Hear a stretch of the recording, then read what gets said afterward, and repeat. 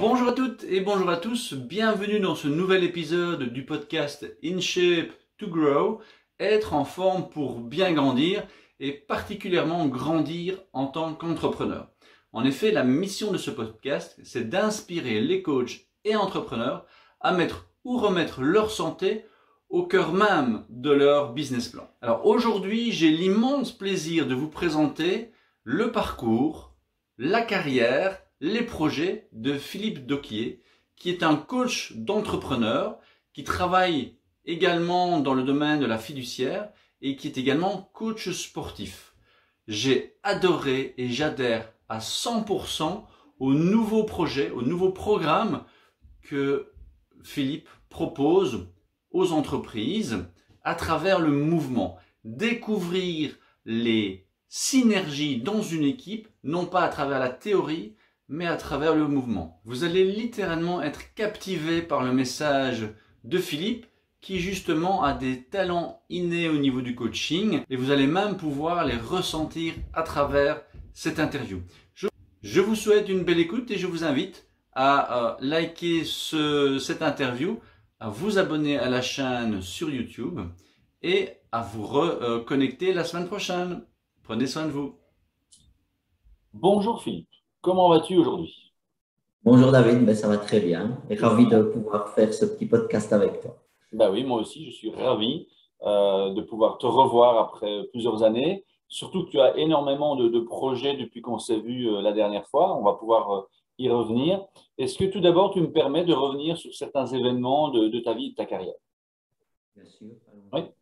Ok, bah allons-y. Donc, tu m'as appris qu'effectivement, tu avais toujours été actif, pas spécialement comme aujourd'hui de manière professionnelle, mais en tant qu'enfant, tu étais toujours dans le sport. Tu as fait plus de 20 ans de football et tu me dis, voilà, à 30 ans, j'ai finalement mis un terme à mes 20 ans de carrière de footballeur pour préserver justement ma santé. Tu parles de tes chevilles, de tes genoux, et tu as terminé d'ailleurs sur un excellent score de 3 buts. Alors, je ne sais pas si c'était 3-0 ou si vous aviez malheureusement perdu le match, mais en tout cas, ça reste un bon souvenir. Ben oui, le dernier match, je mets 3 goals. En fait, on gagne 3-0, D'accord. mais on descend. Ah, mon Dieu. Donc, c'est très paradoxal en fait. Et donc, voilà, c'était contre les derniers, on était avant-dernier. Et voilà, c'était le match, pour moi, mon dernier match. Et je me rappellerai toujours mon entraîneur, on ne quitte pas le football comme ça sur 3 goals, mais ma décision était claire. Je voulais des genoux, des chevilles entières pour que même à 70 ans, je puisse encore randonner dans les Pyrénées, dans les Alpes et partout. Voilà, parce qu'effectivement, on dit que le sport, c'est la santé. Maintenant, s'il n'est pas suffisamment bien structuré, on en reparlera, puisque tu as aujourd'hui une formation en préparateur physique, donc tu sais en tant qu'athlète ce que ça représente, mais aussi aujourd'hui en tant qu'entraîneur, ce qui n'a pas toujours été le cas. On va un peu découvrir ça au fil des événements. Mais là, tu décides effectivement sur une sortie magistrale, hein, 3 goals, 3-0, génial, de raccrocher tes crampons, mais tu ne raccroches pas le sport, puisque depuis tout petit, justement, tu le pratiques et tu commences VTT, marche, jogging, trail, marathon. Tu me parles des Pyrénées, c'est clair qu'il y a des endroits dans les Pyrénées qui doivent être magnifiques. Je ne les connais pas, je connais les Alpes, mais pas encore les Pyrénées. Et donc, pendant toute cette partie de ta carrière, parce que tu as eu un changement à l'âge de 39 ans, mais pendant toute cette carrière, tu es dans quel domaine, toi, professionnellement? Donc, professionnellement, moi, je suis de formation comptable, mais il faut dire que à ma sortie de Réto, donc à peu près vers 17 ans, je suis revenu avec un contrat de travail parce que je ne voulais pas poursuivre mes études.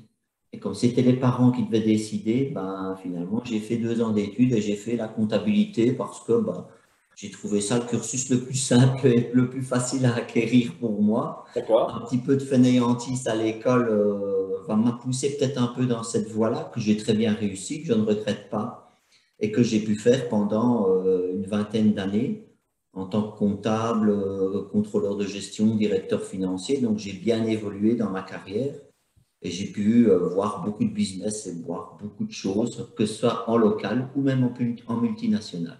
C'est ça, donc une grande expérience à ce niveau-là, au niveau des chiffres, ce qui est toujours intéressant aujourd'hui, hein, d'avoir c'est un avantage sur bien des gens. Mais donc là, tu es plutôt employé, tu me parles de multinationales, tu me parles de Oui, direction.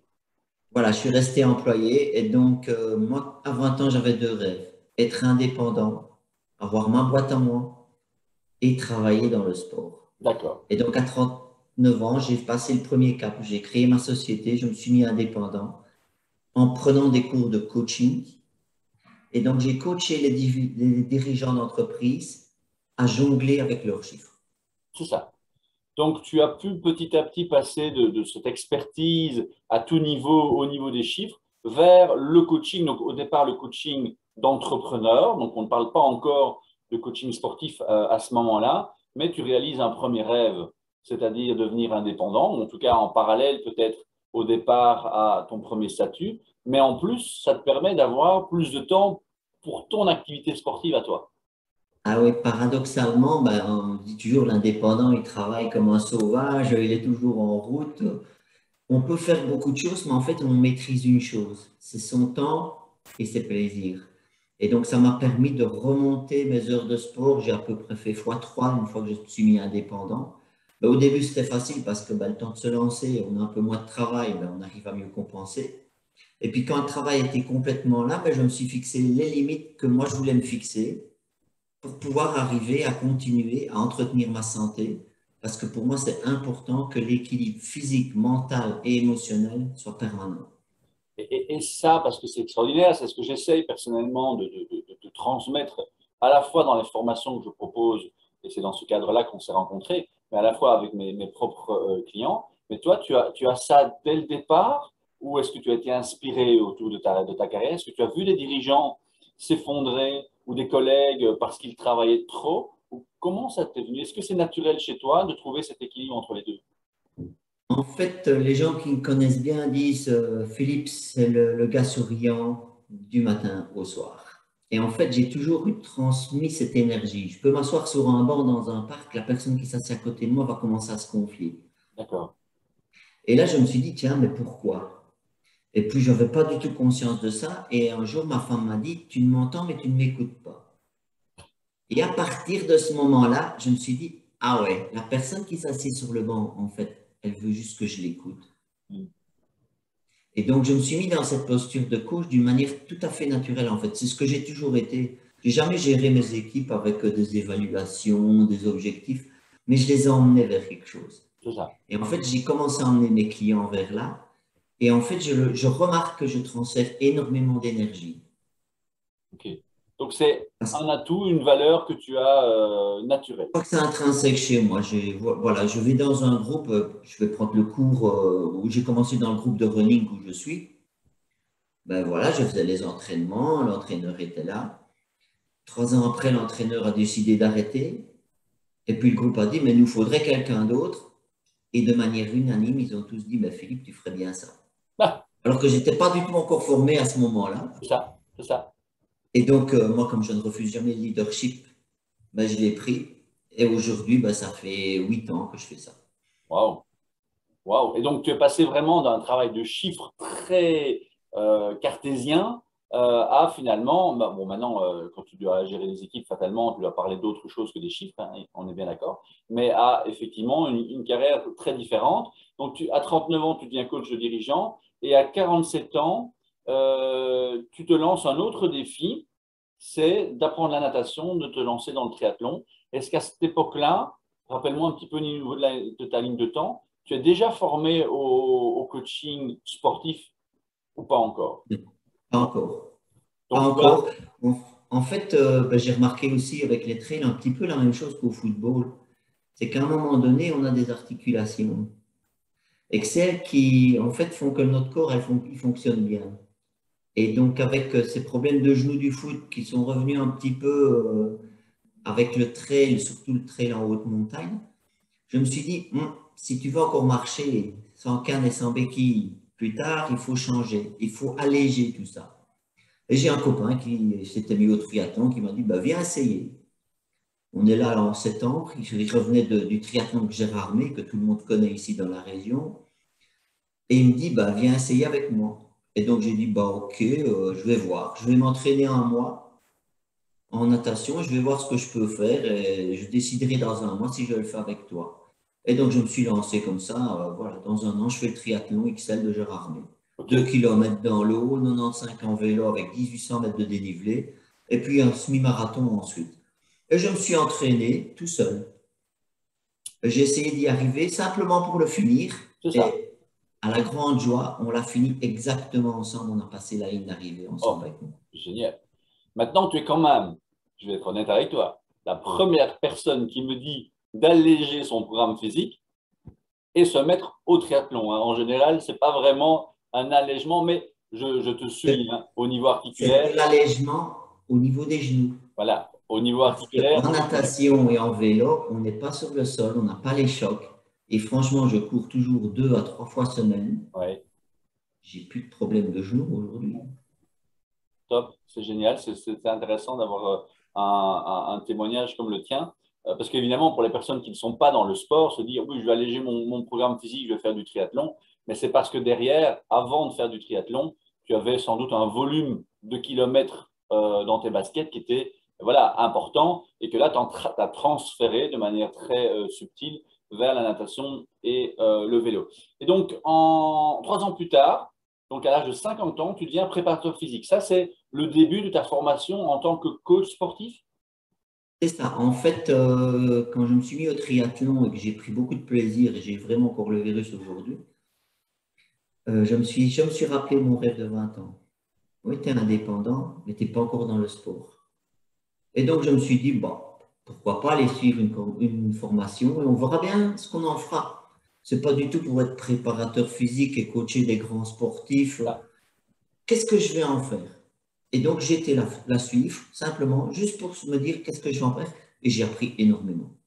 Oui, clairement. Clairement, parce que tu avais cette chance d'avoir déjà une carrière en football, donc tu avais vu les choses, étant petit, adolescent et puis adulte. Et puis tu as eu cette carrière dans le trail et puis dans le triathlon. Donc là aussi, tu as eu une expérience. On t'a demandé d'être entraîneur, donc tu as dû appliquer des programmes peut-être sans comprendre toutes les subtilités, mais on apprend effectivement sur le terrain. Et puis là, tu avais cette consécration au niveau connaissance avec cet apprentissage. Et grâce à cette formation, tu te lances dans la création, en tout cas la planification, puisque tu me rappelleras également au niveau timing, quand est-ce que tu as créé ce centre, mais tu as l'idée de créer un centre de coaching pour équipe à travers des solutions ludiques et dynamiques, donc à travers l'activité sportive. C'est ça? Exactement. En fait, c'est un petit peu le reflet de ma vie. C'est que j'expérimente, je mets l'action avant la compréhension. Et ensuite, je fais place à la théorie. Et en fait, c'est ce qu'on appelle tout simplement de la pédagogie inversée. C'est-à-dire que j'apprends de ce que je fais, j'essaye de le comprendre, et puis après, j'ai le concept. Et en fait, j'ai remarqué, parce que j'ai quand même fait beaucoup de coaching en entreprise, beaucoup de formation, que, les gens, ils venaient en formation, c'était assez, je veux dire, endormant. C'est ce qu'on n'a pas heureusement, dans toutes les formations que j'ai eues de préparateur physique, tout ça, il y avait toujours cette partie exercice qui redynamisait. Mais je mets toujours l'exercice d'abord. Donc, les gens vont vivre en équipe, vont faire des mouvements physiques que je vais corriger parce que j'ai mon diplôme de préparateur physique, je connais les bonnes positions. Mais en même temps, derrière, je vais travailler plus le mental et le comportement. C'est-à-dire, je vais naturellement devant le jeu, les comportements vont faire surface. Le jeu ne ment pas. On peut faire jouer n'importe qui à n'importe quel jeu. À un moment donné, s'il veut gagner, on va voir que c'est un gagnant. C'est ça. À un moment donné, s'il est en retrait, on va voir que ce n'est pas un leader. C'est ça. Et donc, tout ça, en fait, c'est de l'attitude qu'on va observer par du jeu, mais du jeu actif, parce que parfois, c'est des sprints, c'est du cardio. Hein. Il y a vraiment du sport. Si je veux amener les gens, je peux les amener très loin. Et après, on va leur dire, mais écoutez, posez-vous. Qu'avez-vous observé? Et ils vont essayer de comprendre ce qui se passe entre eux dans l'équipe. Ils vont apprendre à se connaître les autres. Et puis après, on va leur dire, bah, écoutez, vous savez, dans le concept, si on vous a expliqué la théorie, voilà ce qu'on vous aurait dit. Et ils se placent exactement, en fait, dans le concept. Et en fait, ça va très, très vite comme formation. Ouais. C'est beaucoup plus facile que de faire une grande théorie sur la confiance en soi et comment la développer. En fait, là, ils vont la vivre, ils vont la comprendre, et puis ils vont mettre des mots dessus. Et c'est un petit peu ce que j'ai fait dans le sport. Je vivais mon football, je vivais mon marathon, Et puis après, quand j'ai fait mes cours de préparateur physique, j'ai compris ce que je faisais. Et maintenant, je suis capable de mettre des mots. Oui, exactement. C'est extraordinaire, Philippe.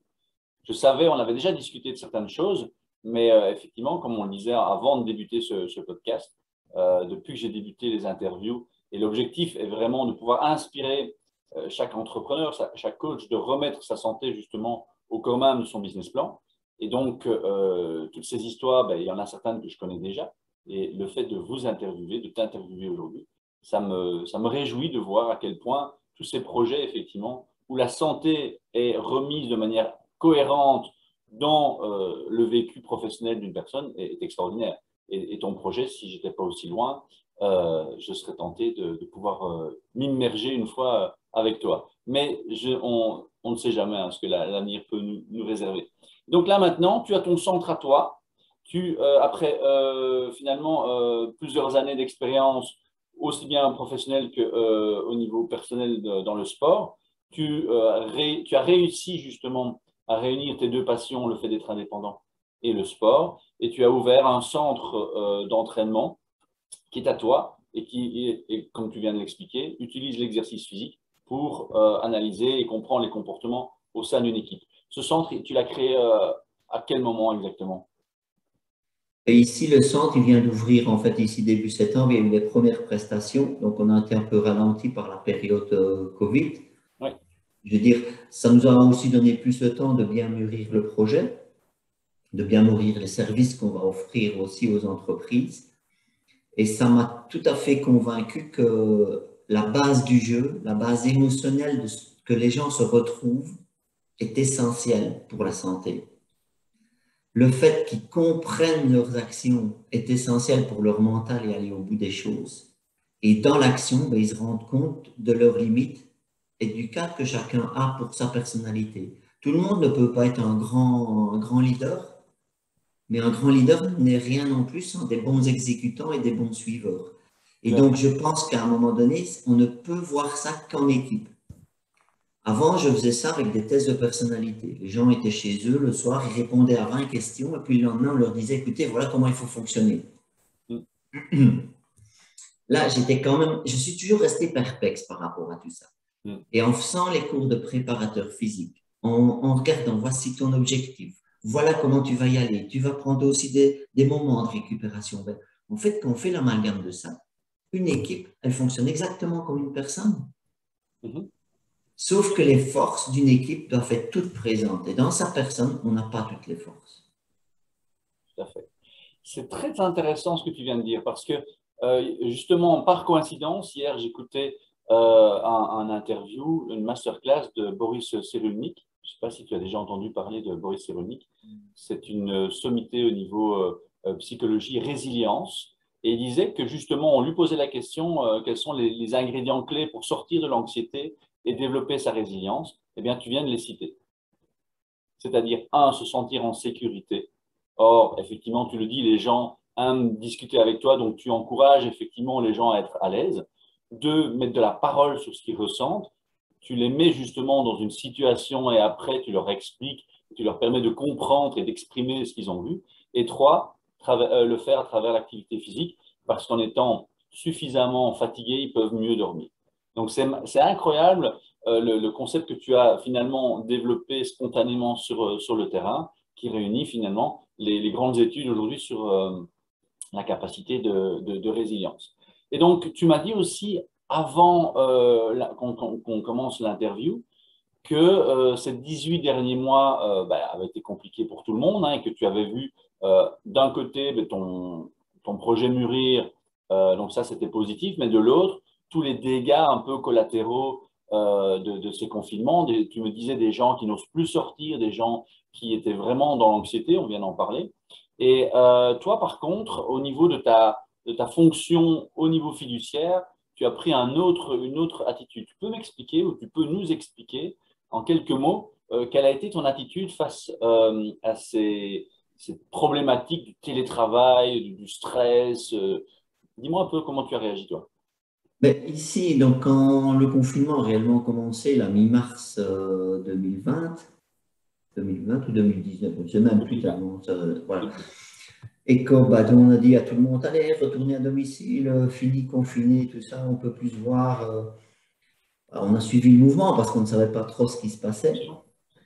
Et donc, j'ai commencé à suivre mes équipes. Mais moi, je ne les suivais pas donc, dans le travail quotidien. C'est plus mon rôle. Moi, je suis plutôt dans l'accompagnement, la ressource humaine et dans la stratégie d'entreprise. Et je les appelais.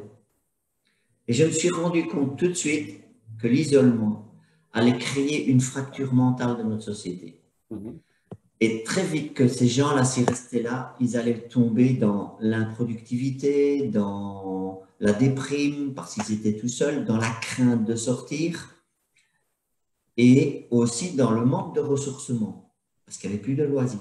Et donc, je me dis, mais c'est très mauvais. Et donc, 1 mois et demi après le 1er mai 2020, j'ai dit, tout le monde au bureau. Au début, ben, les plus frileux étaient réticents. Donc, on a mis en place les règles, hein, le masque, les gels et tout ça. On a tout mis en place puisque ben, il fallait le faire au niveau légal. Et tout le monde est revenu. Et la productivité est revenue. Les sourires sont revenus. Les gens ont recommencé à oser sortir. J'ai même eu un employé qui n'allait même plus faire ses courses. Il allait au drive-in. Il n'osait même plus aller voir ses parents. Il m'en a remercié. Et donc, je me suis dit, à un moment donné, il faut aussi le provoquer, l'esprit d'équipe. Et une équipe, je suis désolé, si c'est pour avoir une équipe qui n'est pas ensemble, c'est comme si demain, on demandait à Lionel Messi, à Cristiano Ronaldo de faire la Champions League sur FIFA 2000. Ça n'aurait aucune valeur parce que les supporters, ils se trouveraient où? La convivialité, le plaisir, il ne serait nulle part. Et en fait, je me suis rendu compte de ça. Et avec différents coachs, j'ai commencé à en parler. Et j'ai refait un profil de tous mes employés avec leurs forces, leurs faiblesses et leurs risques psychologiques de rester comme ça isolés. J'ai parlé avec chacun d'entre eux et j'ai dit, maintenant, on va refaire l'équipe et on va s'en nourrir. Et donc là-dessus, on a aussi lancé un projet de remettre tous nos bureaux dans un autre cadre de travail, dans un cadre de travail qui va les inciter à venir, c'est-à-dire un open space où on partage le travail et un work café où on peut s'isoler à 2, à 3 pour retrouver ces échanges qu'on doit avoir dans une équipe, mais pour que la société avance et soit productive et rentable. Parce que si une société n'est pas productive et rentable, elle n'existera plus demain. Et si une société n'a pas un esprit d'équipe qui génère une organisation correcte, des résultats corrects, de la créativité et de l'animation, et aussi de la cohésion, ça ne vaut même pas la peine qu'elles travaillent ensemble. Oui, clairement. Bravo. Et donc, à partir de ce moment-là, et maintenant, on vient d'avoir fini les travaux, ça fait une semaine qu'on est dans nos nouveaux locaux, enfin, rafraîchis. Et donc, on essaye de continuer à créer cette ambiance pour que les gens viennent au travail et ne pensent plus télétravail.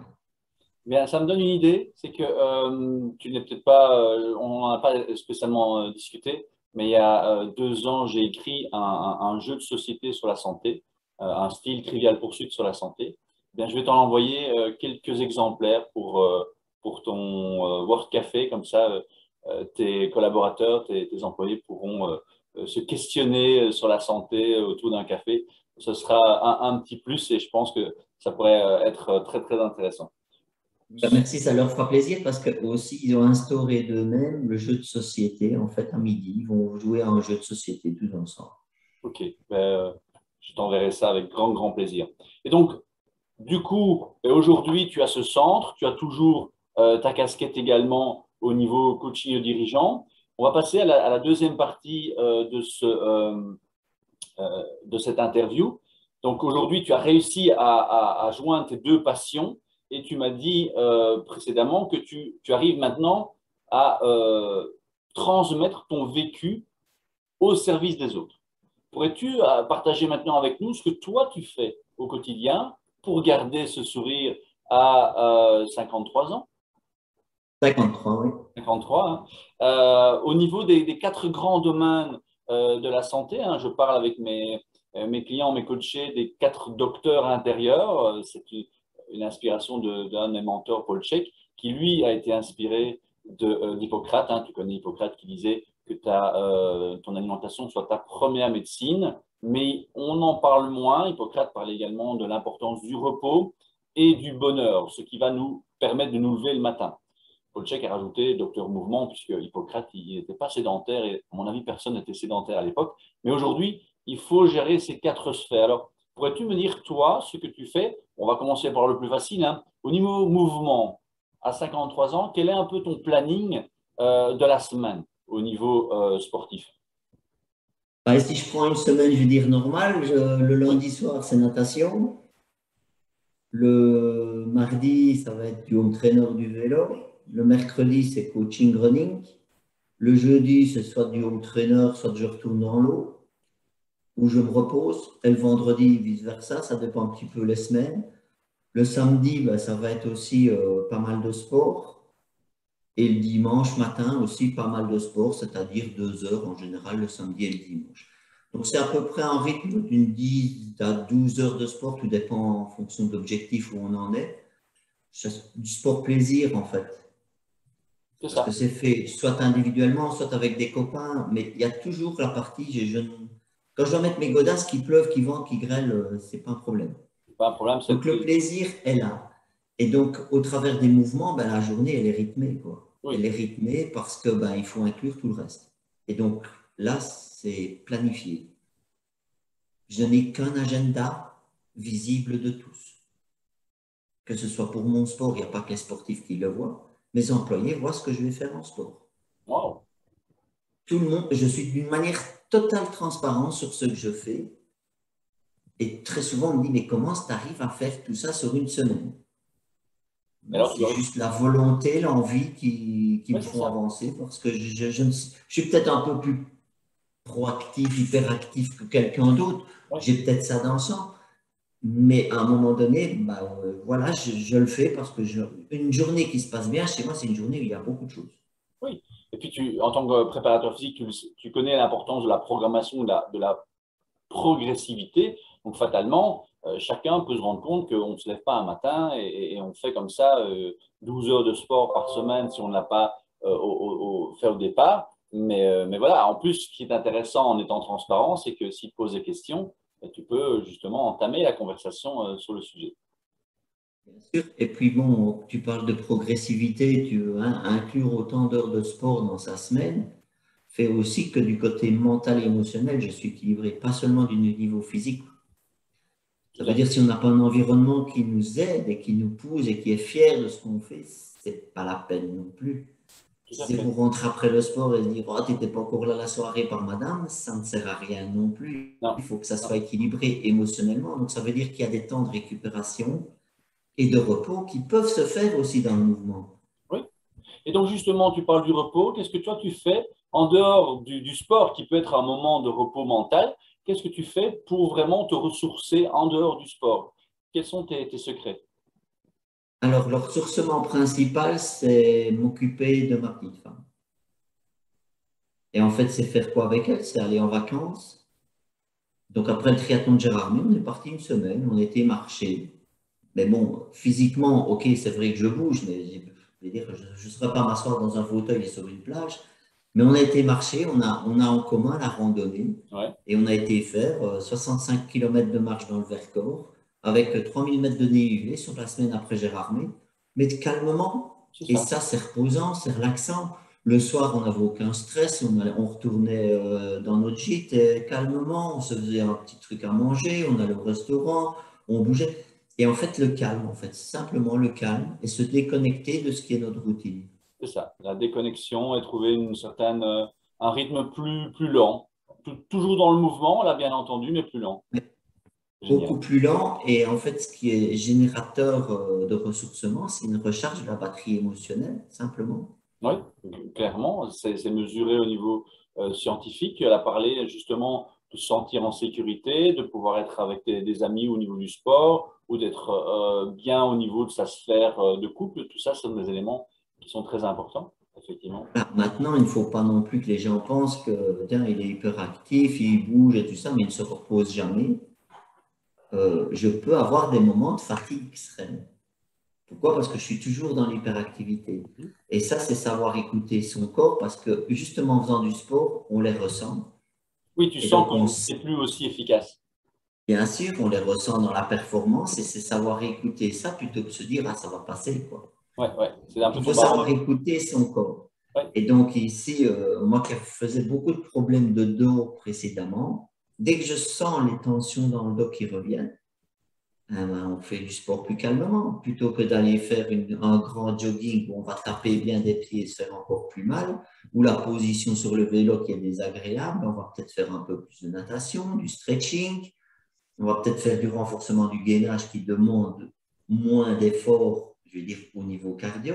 On va rabaisser tout ça et puis on va redémarrer. Génial.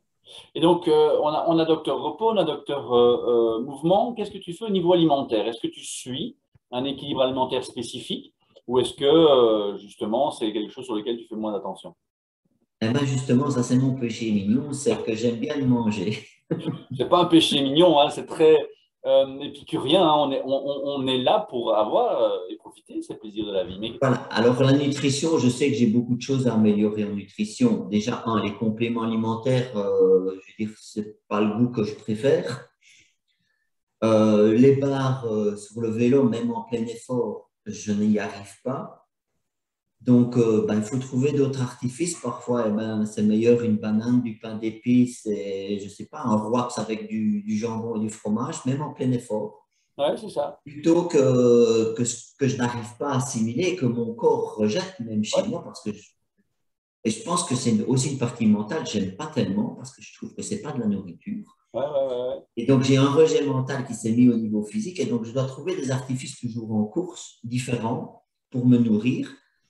Et donc, dans la vie, je ne fais pas très attention à ce que je mange. Mhm. Je mange équilibré, donc pas beaucoup de graisse quand même. Des fritures, tout ça, même si je suis belge, c'est que les frites chez nous, je veux dire, des frites, aujourd'hui, je peux dire que j'en mange une fois par mois, Mhm. pas plus. Voilà, donc très équilibré. Et puis une petite femme qui me fait des plats Oui, ouais. sains. On l'a bien entendu, c'est que tu avais une botte secrète à la maison et que ça Voilà, et donc marchait bien. c'est ma botte secrète au niveau alimentaire parce que si j'étais avec quelqu'un qui aime bien la pizza, l'hamburger, la cuisine rapide, tout ça, je crois que j'aurais des difficultés sportives. Mais Ouais. ici, je rentre chez moi, j'ai ma viande, mon légume le soir, mes féculents, je sais que je les prends midi. Enfin voilà, c'est ce genre de choses. Je fais parfois aussi des périodes de jeûne intermittent, Ouais, génial. c'est-à-dire que je mange le midi et le soir.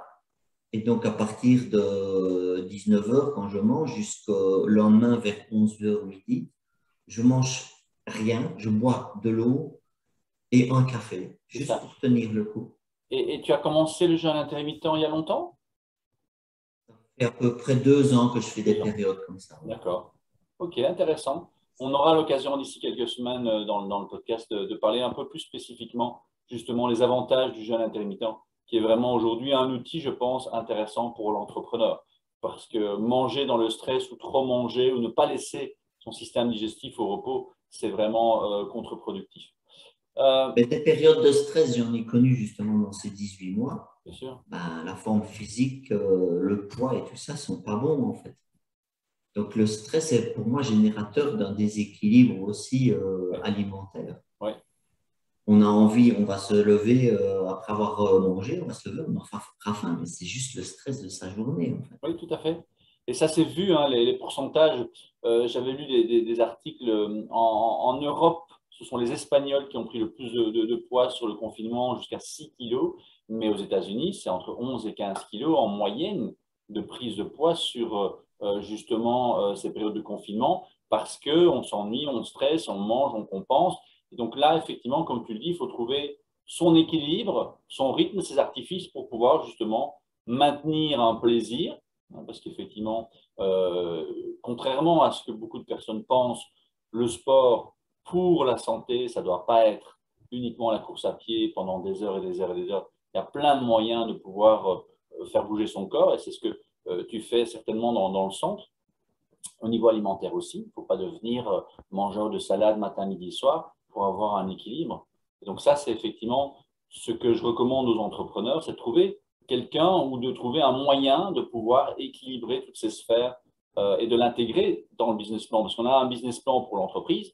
Pourquoi on n'aurait pas un business plan pour sa propre santé? Pourquoi on attend d'avoir mal ou d'avoir des bobos pour s'en préoccuper? Tu es mieux placé que moi pour le savoir. Quand une entreprise va pas bien, c'est déjà un peu tard. Il faut rattraper les pots cassés. Alors que si on a un bon business plan et des stratégies, ben, on gère. C'est ce que j'appelle moi en entreprise comme en coaching. Pourquoi être réactif alors qu'on peut être proactif? Tout à fait. Génial. Et je pense que c'est la clé, c'est d'anticiper les choses, de se projeter, de savoir vers où on va. Ça aide déjà beaucoup parce que ben, ça aussi dans la préparation physique, on l'explique clairement. Si on n'a pas un macrocycle, un microcycle, ben, on ne va pas progresser, on va rester toujours au même niveau. Donc, il faut savoir aussi planifier tout ça et ne pas vouloir être au top tout le temps. Et le repos fait partie de ça, mais la nutrition fait partie. Et ce que tu as dit, ça résonne énormément en moi.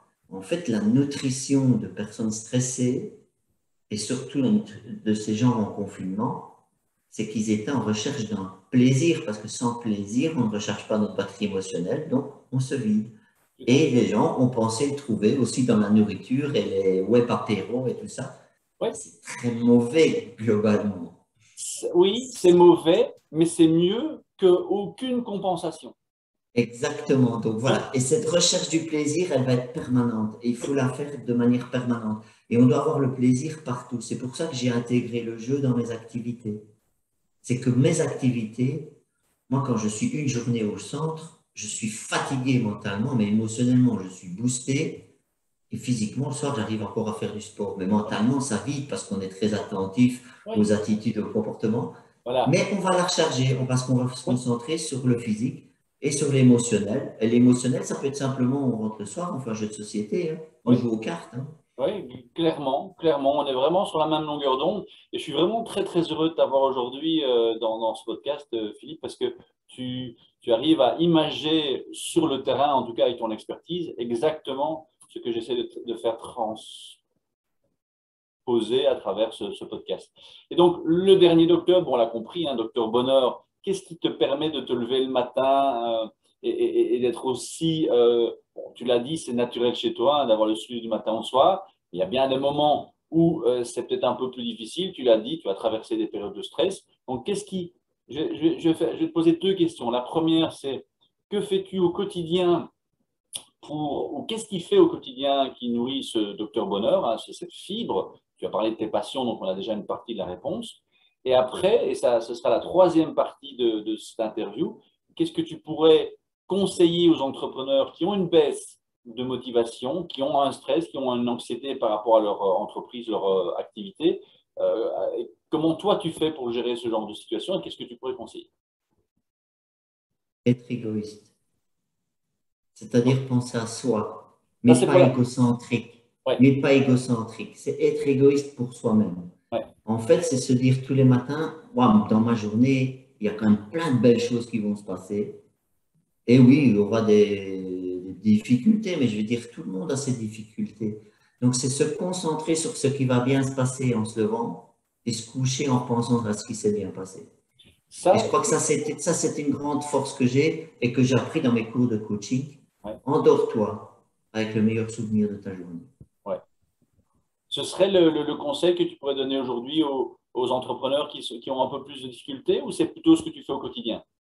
Ça, c'est ce que je fais. Moi, c'est le conseil que je dirais aux entrepreneurs d'aujourd'hui. Ayez toujours des projets et sachez vers où vous allez personnellement dans vos projets. On peut être entrepreneur et se dire, je vais bosser comme un dingue, c'est pas un problème.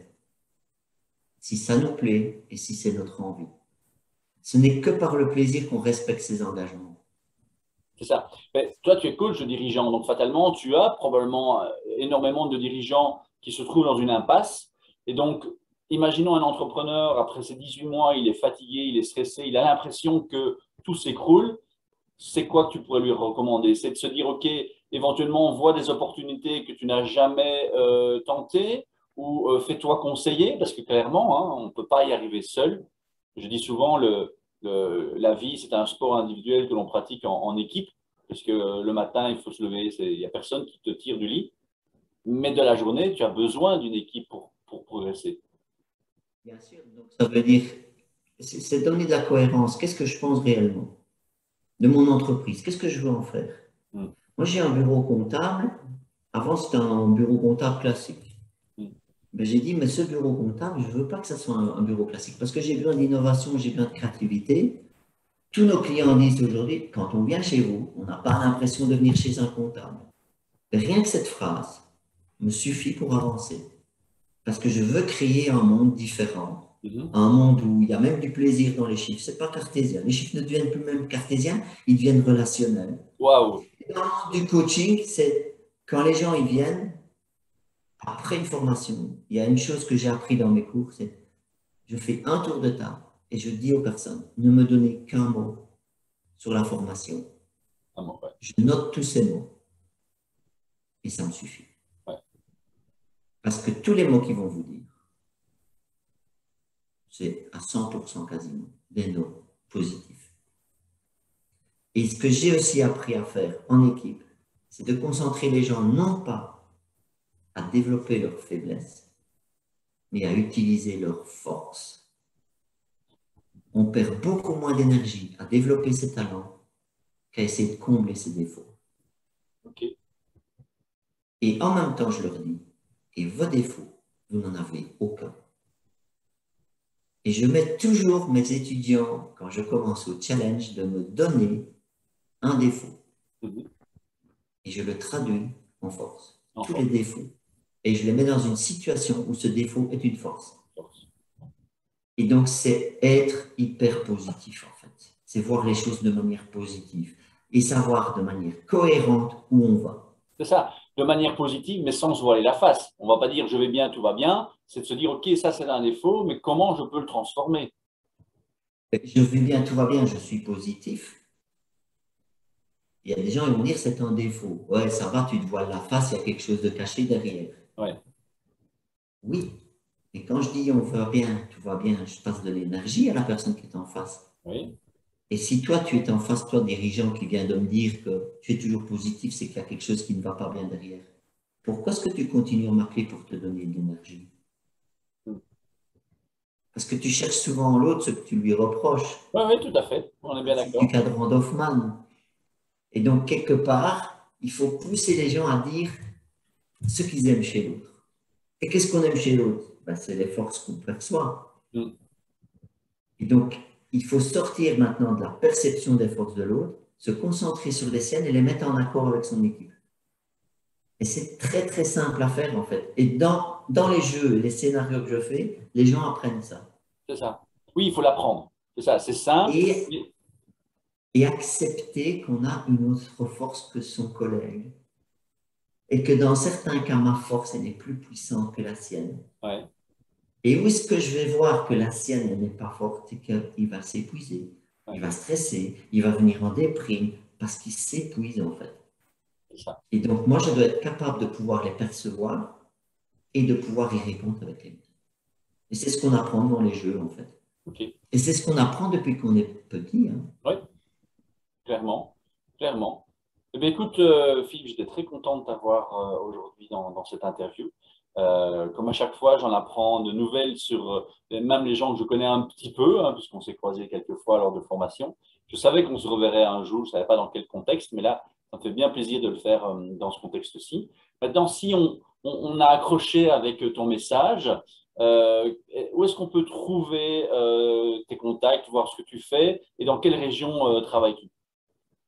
Alors, moi, je travaille dans la région du Grand-Duché de Luxembourg et en Wallonie, Belgique francophone. Et donc, mon centre est installé à Arlon. C'est la GoScore Arena et vous trouvez tous les renseignements sur les services qu'on propose aux entreprises sur www.go-score.lu. Ok. Je mettrai de toute façon tous ces détails dans les descriptifs de la vidéo, donc les gens pourront facilement te retrouver. Voilà, tout est sur le site, il y a même des vidéos de démonstration, des témoignages, il y a tout ce qu'il faut pour voilà, pour montrer ce qu'on peut faire. Et en fait, ce qu'on fait au centre à Arlon, on est capable de le faire partout en Wallonie et partout au Grand-Duché parce que notre concept est transposable. Génial. Donc ça, c'est une très bonne chose à savoir. Tu es aussi sur les réseaux sociaux, tu dis plutôt sur Facebook, tu as une page Facebook. Oui, la page GoScore sur Facebook, Go-Score, et vous nous trouvez tout de suite. LinkedIn aussi, on est dessus. Un peu moins sur Insta, voilà, on est un peu d'une génération où on a un peu difficile à avoir 10 réseaux en face de soi. Ouais, tout à Donc fait. voilà, on se concentre sur Facebook, LinkedIn et un petit peu Instagram. Ok, génial. Mais je mettrai tous ces détails dans le descriptif. Merci beaucoup, Philippe. Je vais pouvoir te laisser poursuivre ta journée. Qu'est-ce que tu vas nous faire comme entraînement ce soir? Ce soir, c'est natation. Natation. Technique, Technique? technique, la glisse, que Ah, tout soit fluide. et donc tu vas pouvoir vider ton esprit et te concentrer uniquement sur tes sensations. Je suis un piètre nageur. J'ai toujours voulu faire du triathlon, mais j'ai fait un peu de natation au niveau compétition quand je faisais mes études aux États-Unis. Et j'ai une très mauvaise flottaison. Donc, c'est toujours ce que je me suis donné comme excuse, hein. Je sais qu'avec les combinaisons, on flotte mieux. Mais en tout cas, je penserai à toi ce soir pour ton entraînement. Encore une fois, merci Philippe. Bon succès. Et voilà. David, quand tu parles de problèmes, j'ai les mêmes que toi en natation, mais je suis positif. Je sors de l'eau le dernier, Ben là oui. en vélo, mentalement, je remonte. En Ah, course à pied, mentalement, je remonte et je ça, suis c'est bien clair. parti. Ça, c'est clair. Ben, c'est toujours quelque part dans mon esprit, comme ça, en tant qu'entrepreneur et sportif. Évidemment, on a encore une petite liste de to-do à faire, de défis personnels. Donc, je me rappellerai de ce bon conseil. En tout cas, bon succès pour le centre, puisqu'il vient d'ouvrir il n'y a pas longtemps. Si vous voulez contacter donc Philippe, n'hésitez pas à aller voir son site, aller voir la page Facebook. Contactez-le directement si vous avez des questions.